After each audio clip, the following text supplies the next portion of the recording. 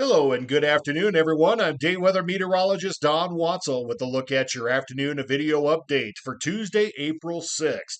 Snow is going to gradually come to an end west to east throughout the rest of today and into the overnight, but we will still have a few bands of moderate snow still possible, most notably in far eastern sections.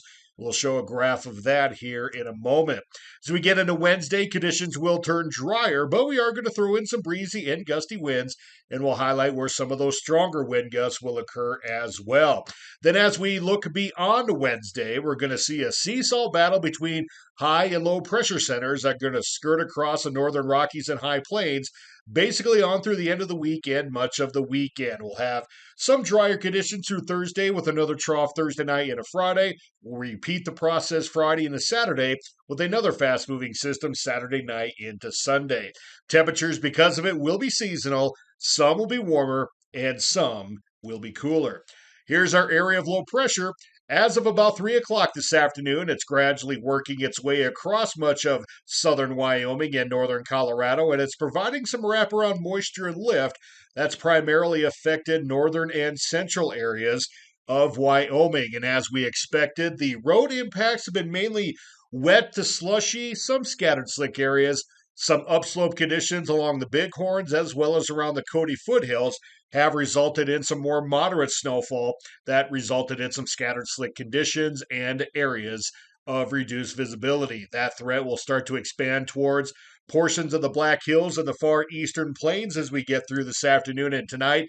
And as we zoom in closer to home, this is what we're looking at. Some bands of moderate snow along the Black Hills. This will include sections of I-90 through Sundance, and it could extend southward through Newcastle and part of the Pine Ridge that goes through Lusk. And this will continue mainly during the evening and into part of the overnight hours and could even extend a little further west than what this graph is showing. Otherwise, surrounding that band of moderate snow will have mainly light snow showers lingering this evening, gradually tapering off overnight. Most areas looking at perhaps a trace to less than an inch of new snow tonight, with some 2 to 3 inch snow accumulations in some of the heavier bands. And because it may fall during the evening and overnight after sunset, could accumulate on some of the roadways into our morning commute Wednesday. Looking off to the west, snow showers will become more isolated, mainly over the high country in western Wyoming. Otherwise, conditions will become drier and cool with brisk winds lingering into Wednesday. Then for Wednesday, some of those aforementioned snow showers may linger in the far west shortly after daybreak, but should generally be ending altogether by about 9 or 10 o'clock in the morning. Otherwise, looking at mainly dry conditions throughout the state.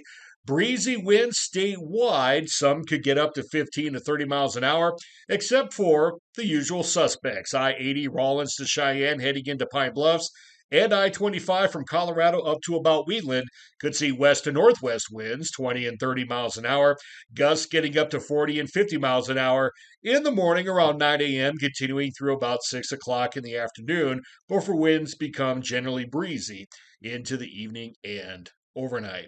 Thanks for listening and watching, everyone. Have yourself a great Tuesday, and we'll talk to you again next time.